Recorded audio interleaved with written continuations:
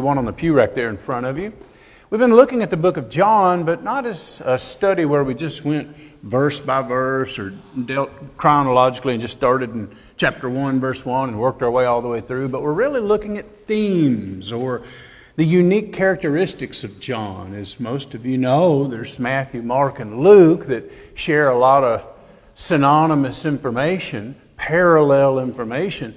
But John offers us some unique information, and that's what we've been trying to look at over the course of the last few weeks.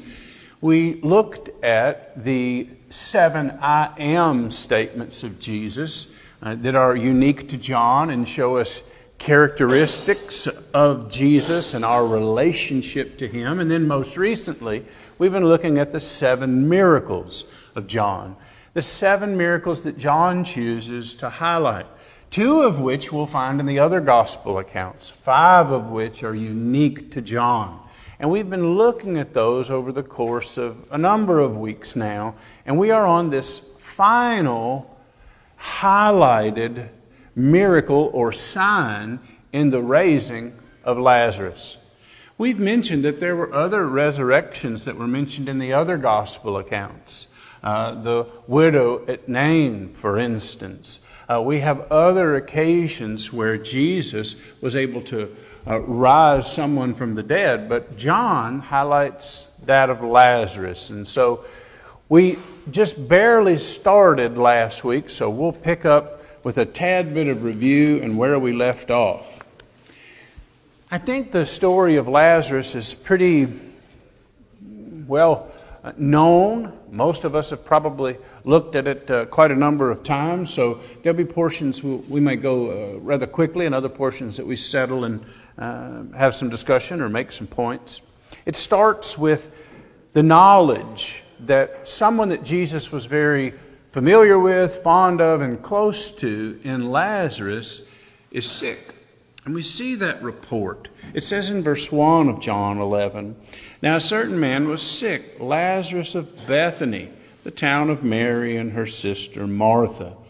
These are individuals that we know quite a bit of in terms of Jesus' interaction with them. It seems as though when Jesus came in proximity to Jerusalem, that He made it a habit to visit and stay with this family, Lazarus and Mary and Martha, his sisters. And so it's someone that He is very familiar with and fond of. And then it gives us Mary, in terms of some information. She is the one who had anointed the Lord with fragrant oil and wiped His feet with her hair, an account that we find in Matthew and Luke and told in the next chapter of John. And he gets a report. It says in verse 3 of John 11, "Therefore the sisters sent to Him, saying, Lord, behold, him who you love is sick." So he gets this report. Lazarus is sick. Now, it is an opportunity that Jesus will note. Look at verse 4. When Jesus heard that, He said, "The sickness is not unto death, but for the glory of God, that the Son of God might be glorified through it." Now, this isn't the only occasion where something similar to that is said. If you remember when we studied about the blind man who was born blind and by way of Jesus' miracle received his sight, the question was posed by His disciples, who sinned, this man or his parents, that he was born blind? And Jesus responded in verse 3, well, neither, and I'm paraphrasing obviously, neither of them are guilty of some sin, and this is some retribution where God struck the child with blindness from birth. But on the contrary, he has been put in a place or a position that God might be glorified through this.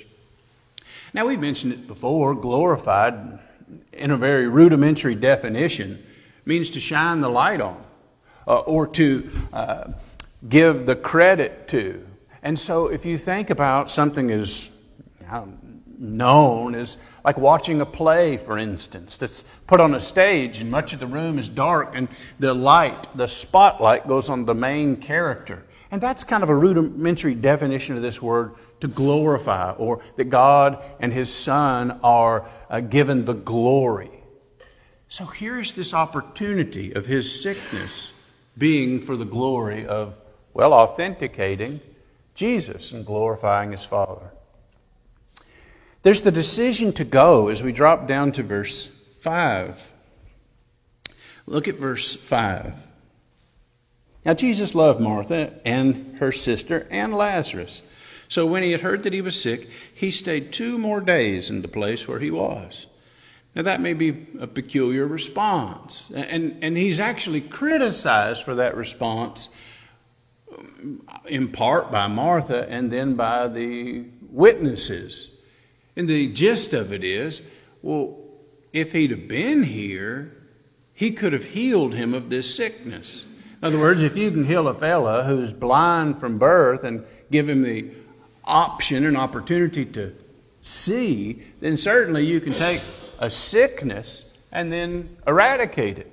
Jesus was known for whole towns coming to him and bringing their sick, and then he healed those that were sick. So you could have done that, but he chose not to for a purpose. As we keep reading, and we drop down now to verse 7. After this he said to his disciples, "Let us go to Judea again." Now the disciples have some reservations about that in verse 8. He says, "Well, Jesus, don't you know that the Jews have sought to stone you, and you want to go back?" So they have some reservations. And then we see that he is then going to ultimately go when the time is accomplished or completed or arrived. I can't go now to accomplish the glory. It has to wait. You know, I think we've all appreciated the fact that our timing and God's don't necessarily line up in our estimation, right? In other words, we mentioned this a little last week. We want what we want when we want it, and we want it now. And so when the time was right, they would go in spite of this opposition. And we find that Thomas, as we mentioned last week, and we just barely introduced this in the bell rung, in verse 16, Thomas, called Twin, or the twin, said of his fellow disciples, to his fellow disciples, "Let us also go that we may die with him."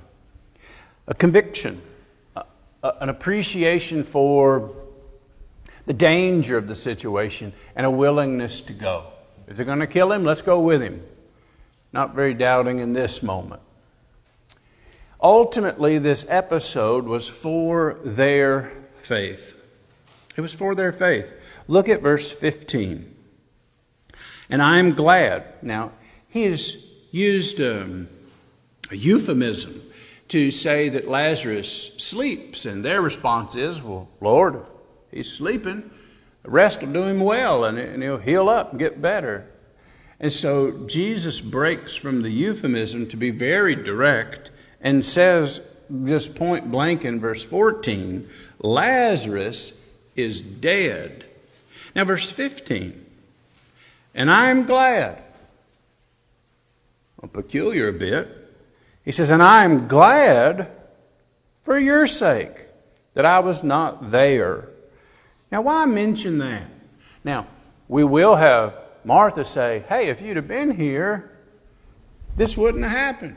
Mary repeats it a bit later. "If you'd have been here, this wouldn't have happened." And he's even criticized by the crowd. If he'd have been there, he could have healed him.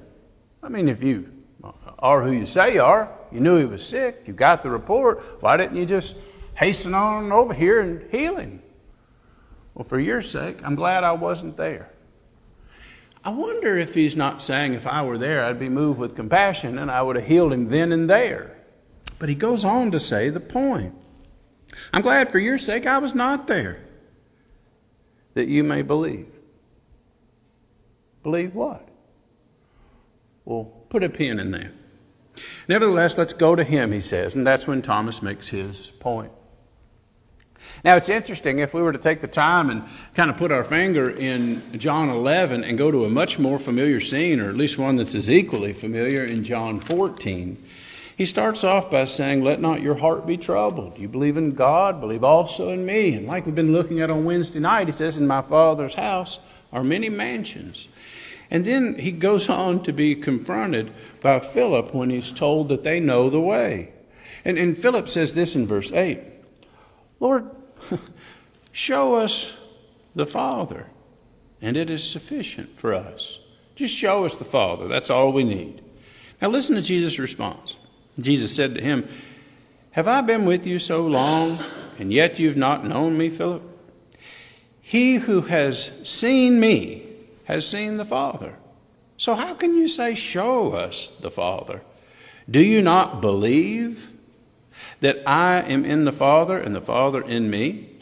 The words that I speak to you, I do not speak on my own authority, but the Father who dwells in me does the work. Now look at verse 11. Believe me that I am in the Father and the Father in me, or else believe me for the works themselves. Just look at the signs, look at the works, the miracles. I mean, everybody that had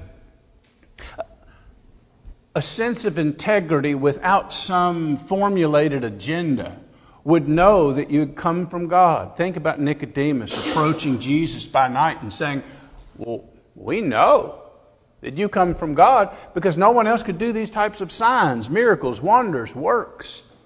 Jesus said, don't you know by now, Philip, who I am? I mean, can't you just look at the works and that be sufficient for you to accept that I am who I claim to be? And so we see that this is ultimately an occasion for their faith.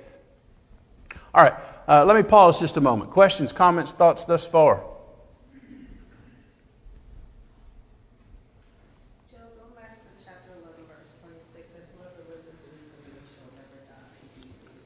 We haven't got to verse 26 yet. But you were in 11. Yeah, I'm teasing. Go ahead. Okay. So now it says, whoever believes in me will never die. And when I read that, I'm like, oh, gosh. So like right now, I'll never die. But I know that's not what he's talking about, right? It's like if you do die in the flesh, you can still be alive. It's akin to other statements in the Bible that say you'll never taste death. And it also says that he tasted death for everyone. In other words, death, where is your sting? What can death do to me? Death is merely the separation of my physical body from my spiritual existence, from my perpetual or eternal existence, from my soul, or, however we want to look at the essence of what makes you, you. And I've illustrated this so many times this same way, but indulge me. If you cut off your arm, would you still be you? Well, yeah. Well, if you cut off both your arms, would you still be you? Well, yeah. I mean, you'd still be you. You'd have the same soul, spirit, eternal consciousness, whatever you want to refer to it as. Well, what if I cut off both your arms, both your legs? Still you? Yeah. Yeah? Well, what if your whole body died? Would you still be you? Well, yeah. That's your eternal nature. That's the hidden person of the heart. That's the inner man. That's the spirit or soul, right? And so when he's talking about you'll never die, he doesn't mean you won't physically go through the process in which your body and your soul are separated. It's appointed once for all men to die, we know. Hebrews 9 and verse 27. All right, so we drop down to verse 17 now. He's going to arrive in Bethany. And we're introduced to this verse in verse 17 that when Jesus came, he found that he'd already been in the tomb 4 days. Well, I was going to go over some of this later, but I'll mention it now. The way that things worked in antiquity during this time is a bit different from what we do. What we do is we put someone in a casket, and we put the casket approximately 6 feet in the ground, and it's then covered by a vault and then covered with the dirt. And so our thought of coming out of that has even some more difficulties to it. But the tomb would have been typically carved or hewn like a cave in a hillside. And families would have had their own tomb or area where they placed, preserved, and kept their dead. And typically what would happen is there'd be a flat laid out area where a body would be laid. And then in a separate nearby place there would be a series of shelves. And what they would do typically is they would lay out the body and then prepare it. And we'll talk more about that in just a minute. And then it would decompose, and then they would retrieve the bones and put them in the box, and then they'd put the box on the shelf. Ossuary. That was typically how they do it. And so when you went into a tomb, it would have a series of shelves with their loved ones in these receptacles, or we'd probably just call them a box.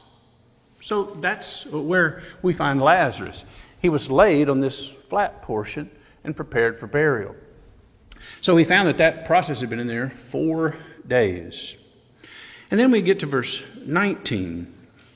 We just get some information at verse 18 of the proximity of Bethany to Jerusalem, roughly 2 miles. Now, verse 19.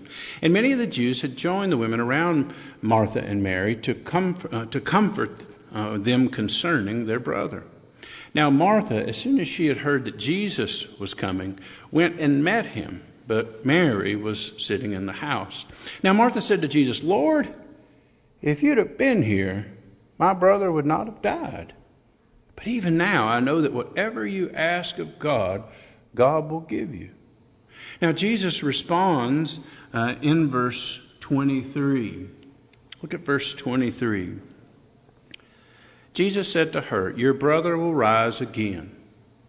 Now, what she extrapolated from that was he was referring to the mass resurrection at the end, where everyone will hear his voice from the grave, and there'll be the resurrection at the last day, or at the return of the Lord.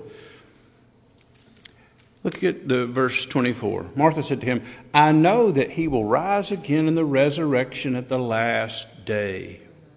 Jesus said to her, I am the resurrection and the life. He who believes in me, though he may die, he shall live. And whoever lives and believes in me shall never die. Now, the most important aspect of this is the effort on the part of Jesus to inquire of her, do you believe this? Do you believe that I'm the means, or I'm the way, or I'm the door, or the gate? I am the means by which you will be able to enter into this life. And so this encounter occurs, and then there's going to be some subsequent individuals that are present. I'll have more to say about verse 25 and 26 in just a second. Look at verse 28, though. And when she had said these things, she went her way and secretly called Mary, her sister, saying, the teacher has come and is calling for you. Meets Martha. Mary's still in the house. Jesus presumably says something like, where's Mary? And so she goes back and tells her. Verse 29.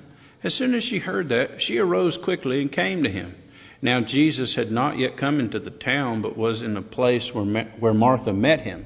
And then the Jews who were with her in the house and comforting her, when they saw that Mary rose up quickly and went out, followed her, saying, she is going to the tomb to weep there.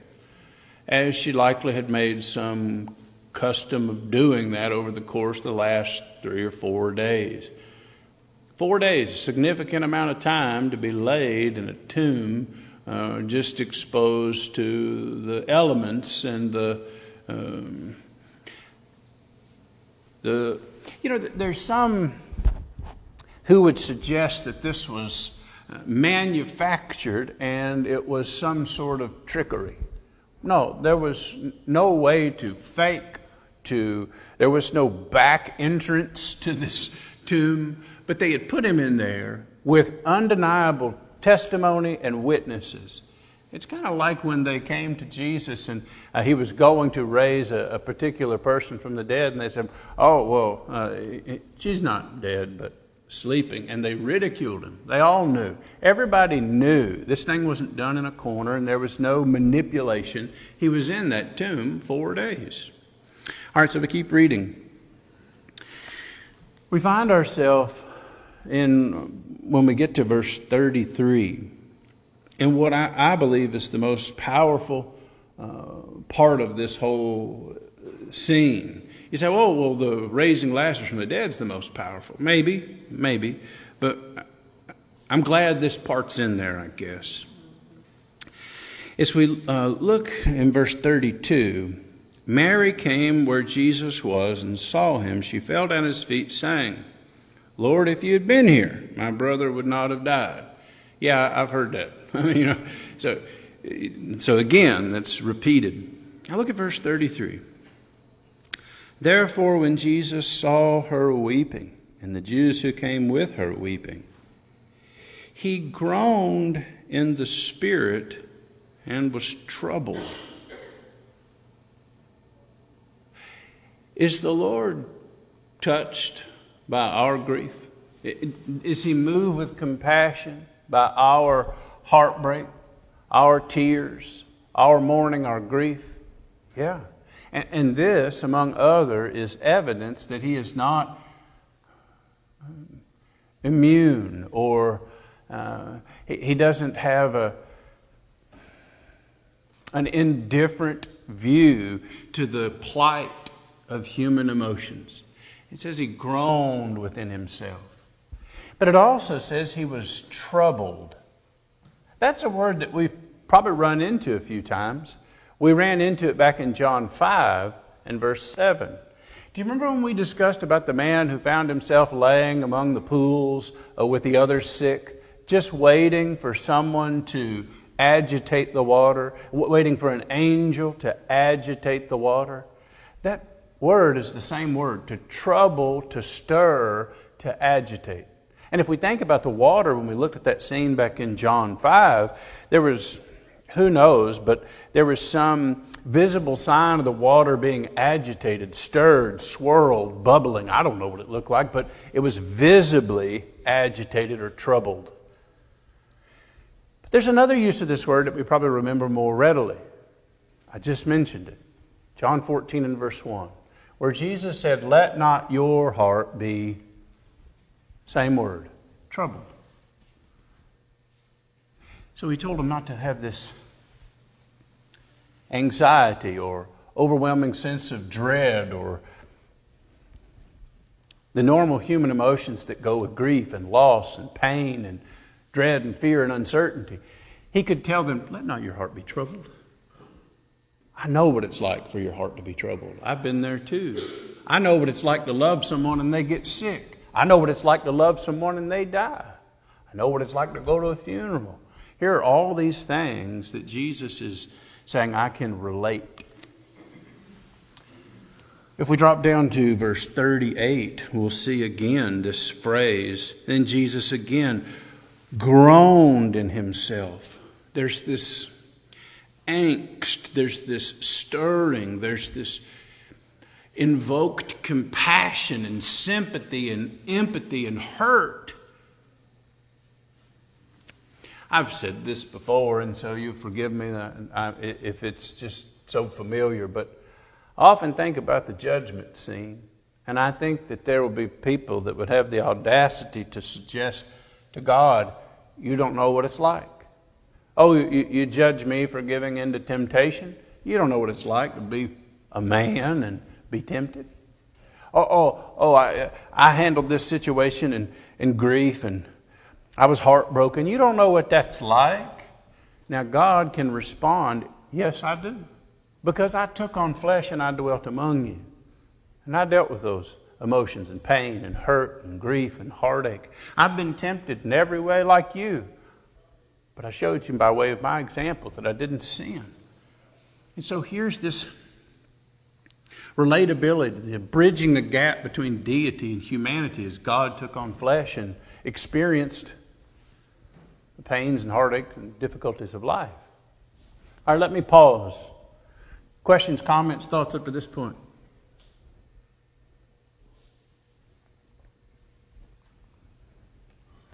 Again, we find this criticism in verse 37, and some of them said, could not this man who opened the eyes of the blind also have kept this man from dying? What's the answer to that question? Yes. He's already addressed that with his disciples earlier in the chapter. Do you remember why he said he was glad that Lazarus died? He said, for your sake, that you may believe. Let me fill in the gaps of your faith. Let me offer you more evidence. Thomas, come see. Touch my hands. Look in my side. I'll give you all the evidence you want. I don't want you to be unbelieving. I want you to be believing. And I'll give you the evidence. Believing is not merely some leap of faith where I counter to the evidence, just choose to believe something. But as we think about the Gospel of John, he wants to give ample evidence. You know, as we think about the resurrection, my favorite chapter that deals with the resurrection is John chapter 20, where we get this kind of systematic lines of evidence to consider. He wants us to consider the evidence. He wants to provide that for our faith. All right, as we keep reading, verse 38 now, we'll look at the actual miracle. We noted that Jesus groaned within himself and came to the tomb. There was a cave or a hewn-out place and likely a hill. And there was a stone laid against it, which again was customary to avoid the being exposed or defiled by the dead body, but just being given to the particulars, for example, avoiding the stench. And we'll talk more about that in just a second. But as we go back to verse 34, we see that this groaning and this troubling, he responded by asking, "Where have you laid him?" And so they took him. And then the verse that we didn't mention is the verse that most children set to memory so they can say they memorized a verse. And it's succinct and it's simple and it's just Jesus wept. But the power of it again is that compassion, that feeling. He knows what it's like to weep at a funeral, to know that there's this sorrow associated with parting. And then we get into, we didn't mention verse 36. See how he loved him. Note that it was evident that he cared, that it was something that could be observed by others, that he had care, compassion. He was moved. All right, and then we're now in verse 38. He came to the tomb. Now Jesus said, verse 39, "Take away the stone." Now what's interesting is the response of Martha. Martha, the sister of him who was dead, said to him, "Lord, by this time there is a stench, for he has been 4 days dead," or dead 4 days. I like how the King James says it because I just think it's a noteworthy way to mention it. He stinketh. In other words, we've put the entrance of the tomb covered by this stone so that he could, laid out on this area that was for that he could decompose and all that process could be done, and then we could put his bones in the ossuary or box and then put it on its proper place. But my thought is, why did she have pause, reservations, or question? I mean, he said, "Take the stone away." And she said, "Well, here's mine." This is a loose paraphrase. "Take the stone away." I don't know if that's a good idea. Really? Are you sure? He's been in there 4 days. I think about another instance that's noteworthy or has some similarity. Peter was told to take a boat out on one particular occasion and cast the nets. And his response was similar. "Lord, we've been fishing all night. I don't know if that's going to do any good. Why would we do that?" Of course, he would say, "But at your word, I'll do it." And then, of course, we see the sign that followed that. You got a comment, question, thought?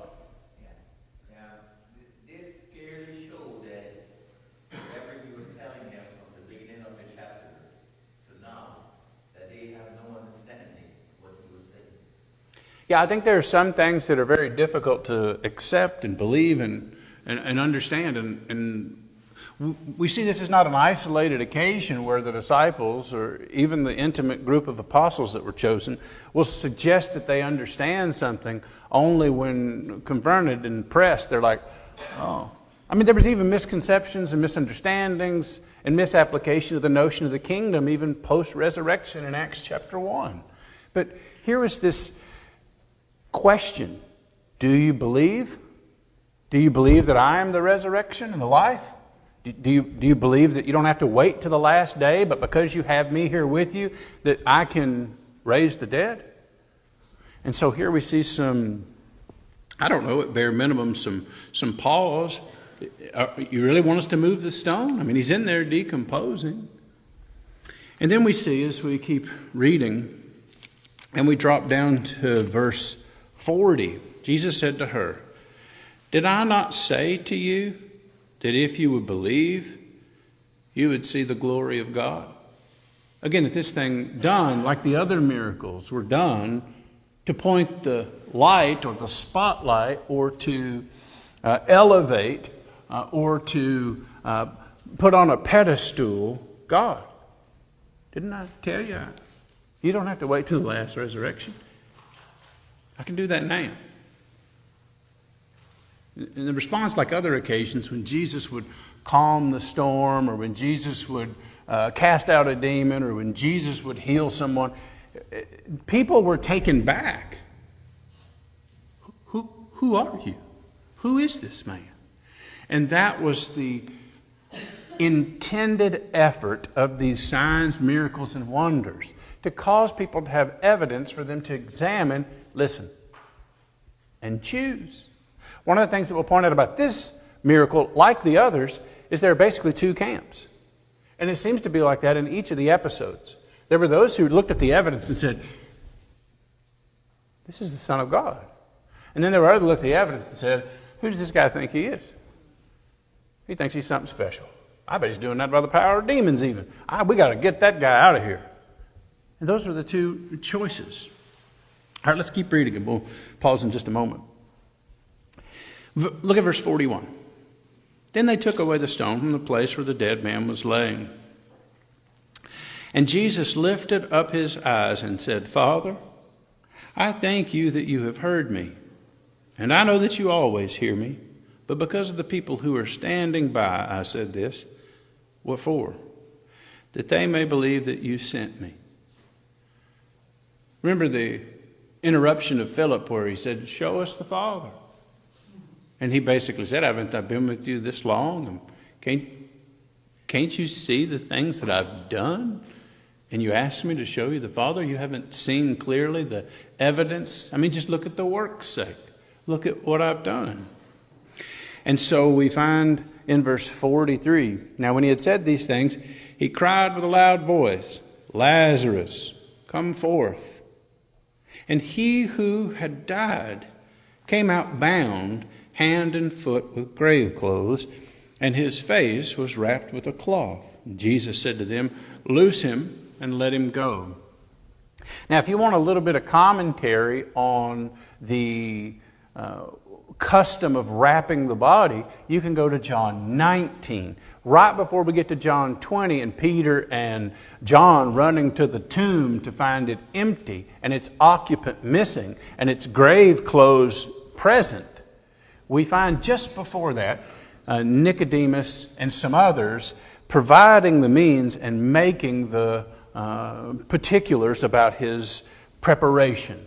And what it included were, here's what typically happened. When someone died, there were those that were assigned to wash the body. After the body was washed, it was usually, for lack of a better term, coated in oil, and then there were strips of linen that were used to wrap the body. In Jesus' case, he received roughly 100 pounds of spices and various amenities in terms of the norm to have the fragrance added to the decomposition. But it wasn't necessarily customary to have that elaborate means of spices. But nonetheless, his body would have been washed, most likely coated in some type of oil, and then he would have been wrapped in linen strips. And then you also might think of the thing that covered his head, like Jesus when we get to John 20. It's called a handkerchief in most translations, where he had the grave clothes and then he had the covering for the head. They didn't wrap the head, but they covered it. And so this would have been the method that we're told in John 19 was customary of the Jews. They didn't embalm. They didn't go to the depths of the Egyptians and the mummification rituals, but they would wrap the body in these linen strips. And so here comes Lazarus. I don't know the particulars. We're not told. He's on this slab. I assume he sits up in some fashion and makes his way to being vertical and coming out. And then Jesus gives the instructions for them to take away the linen straps and the things, linen strips and the things that are cumbersome to him. All right, that's the gist of the miracle itself. Of course, we'll have more to say in just a moment, but let me pause. We've had our first bell. Questions, comments, thoughts?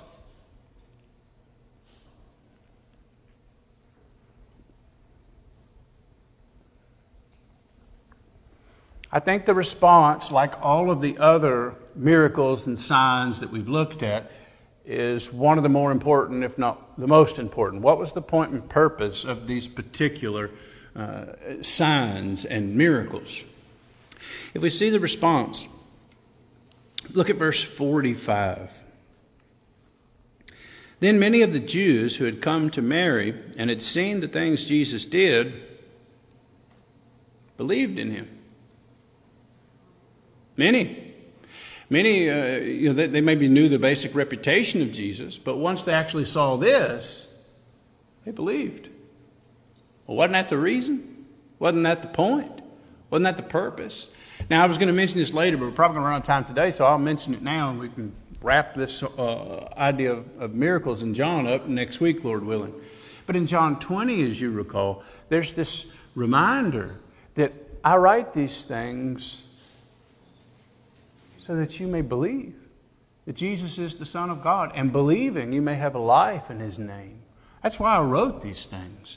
I knew there were other accounts, Matthew, Mark, and Luke. I put these together. My point and purpose was to show you who Jesus claimed to be in these I am statements, his deity, and then who he proved to be in these miracles. And then you choose to believe and have life in his name, or you can respond differently. Look at verse 46. But some of them went away to the Pharisees and told them the things Jesus did.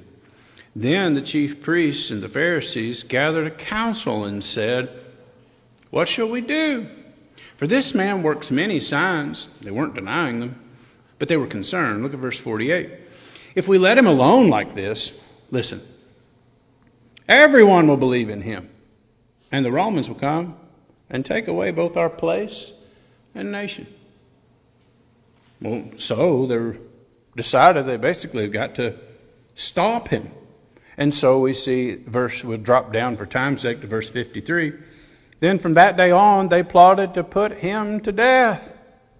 And Jesus no longer walked openly, the next verse said. He had to be stealth in his efforts. And that's part of the reason we might note that he would tell people, look, I know I did this miracle, but please don't go tell everybody. Because the quicker you do that, the more trouble it's going to be for me to come into a town. And so we see on the heels of this particular miracle, they ramped up the effort to kill him. And what's interesting is, not just him. Look at verse 9 of chapter 12. Now, a great many of the Jews knew that he was there. Now, that's speaking of Lazarus. I mean, wouldn't that be somebody you'd like to sit down and have lunch with, you know? It's like, well, tell me more. Now, a great many of the Jews knew that he was there, and they came not for Jesus' sake only, but that they might also see Lazarus, whom he had raised from the dead. Now, look at this. But the chief priests plotted to put Lazarus to death also, because on account of him, the Jews went away and believed in Jesus. So here were these signs, wonders, miracles. Why? What's the point? What's the purpose? To lend evidence unto belief. All right. Any final comments, questions, thoughts?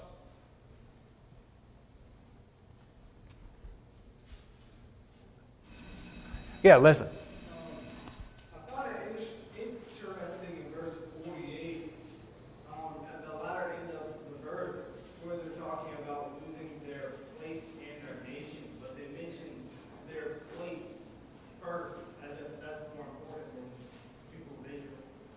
Yeah, the concern was position and power. I mean, if he was the Messiah and he was made king, that's a problem for Rome. Right? The other thing is, it was a problem for existing positions and power. They're going to take away what I've got. I mean, he's going to replace us. They won't need us if we have a Messiah. If the Christ is truly here, they won't need us. And so some of that was fear over loss of their position. And we know they had trouble with envy, and that's why they ultimately handed him over. All right, we've had our second bell. We'll pick up here, the Lord willing, next week. Appreciate your attention.